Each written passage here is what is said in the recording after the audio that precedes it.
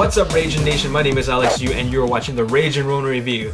The movie that I will be reviewing for you is a movie called Bodyguards and Assassins, which I recently bought at Walmart for 10 bucks. It is a foreign film from Hong Kong/China, which was released in 2009, and it stars Donnie Yen and is directed by Teddy Chen, who directed Purple Storm, starring Daniel Wu, and The Accidental Spy, starring Jackie Chan, both of which are very mediocre and slightly forgettable action movies. When I first heard about this movie, I was skeptical about watching it just because Donnie Yen had been starring in a lot of these period costume dramas that took place during the Ming Dynasty.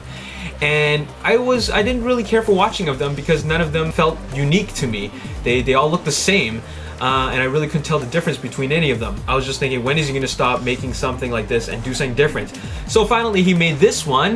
This one is a little more different because it takes place during the Qing Dynasty, which is more recent because that was during 1905. Now, Bodyguards and Assassins is a glorified martial arts retelling of an actual event that really took place in Hong Kong and China.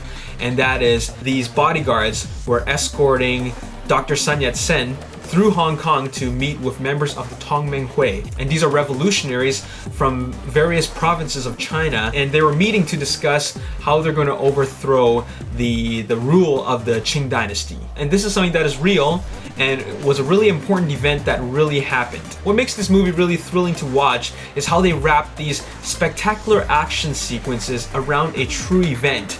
It is really about Dr. Sun Yat-sen just going through these 13 blocks of danger through Hong Kong. I guess if you want to relate it to a more local event, I guess it would be something along the lines of JFK being escorted by Secret Service through the ghetto, and there are trigger fingers on every corner and rooftop. Now in this movie we have an all-star ensemble cast of heavyweights, which include Donnie Yen, Leon Lai, Jackie Chung, Eric Tsang, Simon Yam, and Nicholas Che, and none of these guys are actually playing lead roles. All of them are playing supporting roles, including Donnie Yen himself. But his character is actually just as equally as important as all the other supporting characters in this film. The main character is played by actor Shu Qi Wang, who leads this ragtag group of misfit bodyguards that escort Dr. Sun Yat-sen through the dangerous streets of Hong Kong. And this group consists of a beggar who is also a martial arts master, a gambling police officer, a love-struck rickshaw driver,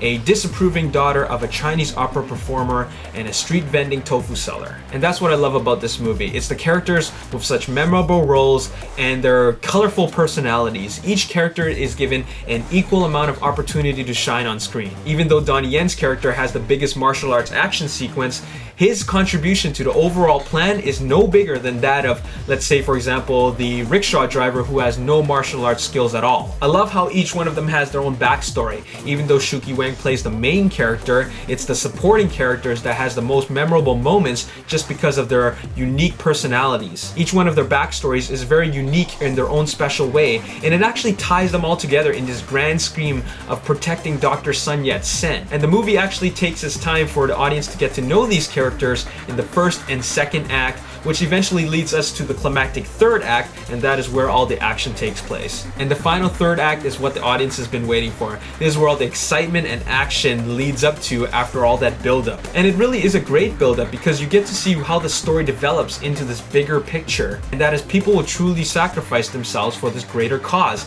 and that is democracy and freedom. And with that being said, sacrifices have to be made. And this is what makes this movie a bit emotional, because we get to learn about these characters and what they are fighting for on a more personal level. Now, as I said before, this movie is a true story combined with fictional action, and I'm pretty sure that the actual event that took place in history is nowhere as spectacular as the third act of the film. However, that is what makes this movie so engaging. But in real life, Dr. Sun Yat-sen did have true martial arts master bodyguards escorting him. However, they didn't consist of these misfit characters in this movie, so because of that, a lot of these characters are actually fictional. Now, this movie does have some things that I found were flawed, and that was these rushed sequences of character development for the main character. And although I did find the action sequences to be fun to watch, I did find them a bit excessive, but I can't really fault the movie for that because I'm sure it was intentional. and that was to provide entertainment value. I really liked this movie. I enjoyed it a lot. It is a movie that consisted of an engaging story with great characters and some really spectacular action. And these roles played by these actors is actually something that I've never seen before. We have Leon Lai playing a beggar who's also a martial arts master, and we also have Nicholas J, who usually plays a cool and collected character, to be playing a loyal rickshaw driver who just can't wait to finish this mission so he can marry his girl. And of course we have Donnie Yen, who usually plays a hot-headed cop and a martial arts master in his previous films, to be playing a police officer who actually plays for both sides of the team, who will do anything for money. Like I said before, really memorable characters. Anyways, I highly recommend this film, especially if you're a fan of Hong Kong cinema. 7.5 out of 10. I gotta give a big thumbs up to director Teddy Chen, especially because he made a movie that is 80 minutes of drama and 50 minutes of pure action, all in the final act, and he made all 130 minutes of the entire movie engaging. And there's my review. If you enjoyed this review, click that like button, subscribe to my YouTube channel, like me on Facebook, The Ragin Nation, and also follow me on Twitter at Ragin Nation. My name is Alex Yu, and thanks for watching the Ragin Ronin review. I'll see you next time. Peace. The dialogue-driven scenes, so I really enjoyed it more in that sense. Now, this isn't like any other action comedy that you've ever seen, and the reason why is that this